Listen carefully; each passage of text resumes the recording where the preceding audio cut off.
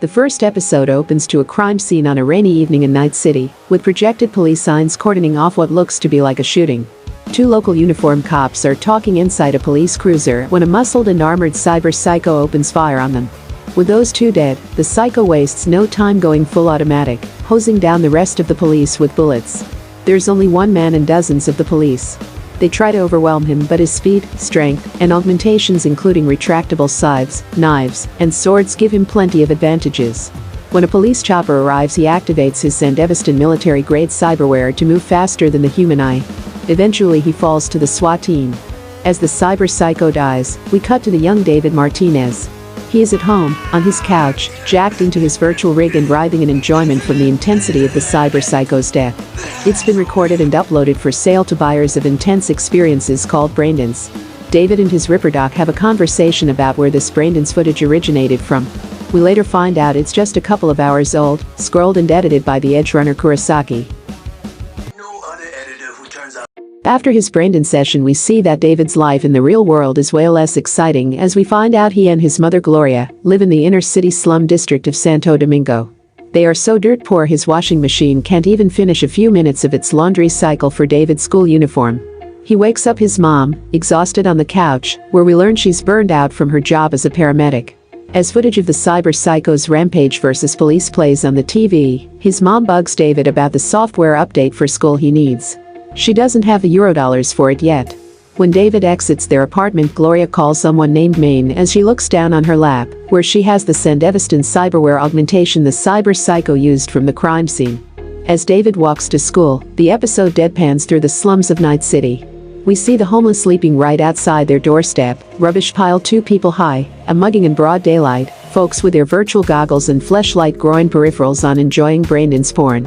These are ordinary sights on David's daily walk to the train station, and he doesn't even blink. On the train he gets off on a vastly wealthier part of the city. From his vantage point below, he spots the back of a white, short cropped hair of a girl in a bomber jacket and monokini. Her back is to him on an overpass. He tries to catch her, but she's nowhere to be found when he catches up to where she was previously standing. David runs through a park and arrives at a very high-class high school, the Arasaka Academy.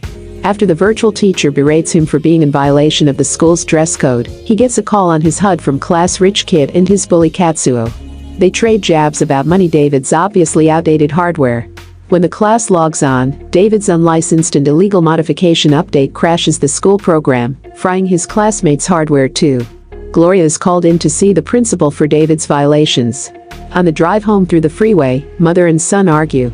Suddenly a heavily armed car containing Animals gang members opens fire on the limousine next to them, ripping up their dashboard in the crossfire. David and Gloria crash into the wrecked limo of the Animals' target. When David wakes up, he's upside down, trapped by the seatbelt in the car. He can see his mother on the highway, motionless with her back to him. A medical air ambulance from trauma team arrives to tend to Gloria and David. But upon checking their database, neither of them are company clients. The medical team secures the person with a policy from within the limousine and then retreats, leaving David and Gloria untreated. At the hospital, the surgeon tells David that his mom is stable, but that they really should get better insurance. He asks David to go home and secure money when his mom is released. But in meantime he hands him her clothes and possessions. Returning to their apartment, David learns that their rent is past due. They've been locked out. He gets inside by busting one of the windows and crawling in. As he pays for the medical bills, David also finds the Sandevistan cyberware his mother kept hidden. He calls the Ripper Doc and asks for its market price.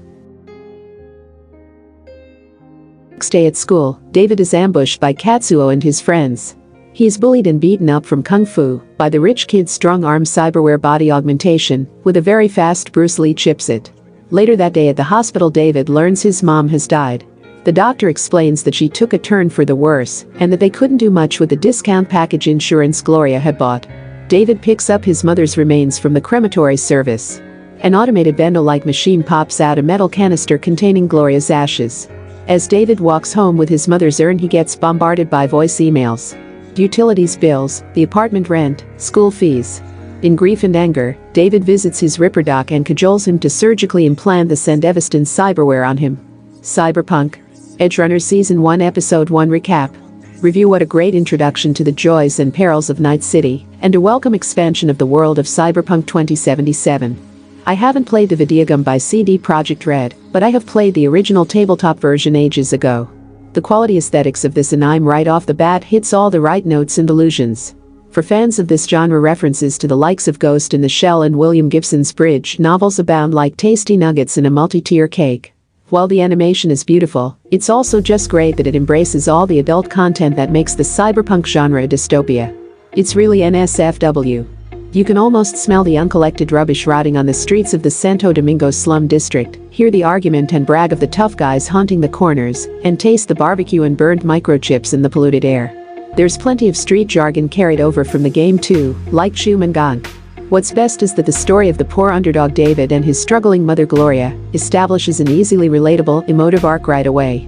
In a technology and body modification obsessed world, a night of watching brain and snuff porn is one of the only pleasures a gutter rat like David can get. The stark reality of a rundown apartment, a broken washing machine, and soon-to-be dead mother are par for the course in Cyberpunk Edgerunners. David's fate looks grim until he is motivated to play the cards he's been dealt with, setting up his, ironically, forthcoming downward spiral and redemptive arc. Series creator Rafal Jockey and series director Hiroyuki Imaishi have made sure that both fans of the game, video game and tabletop, and those coming in cold without any idea of the world, can enjoy the very adult delights of blood, sex, and politics of tech in the dark future. As an added bonus, the voice cast of both the Japanese and English versions, especially Zach Aguilar's David on the English one, breathe kick-ass oral life to the series. They've got different flavors, but both equally satisfy.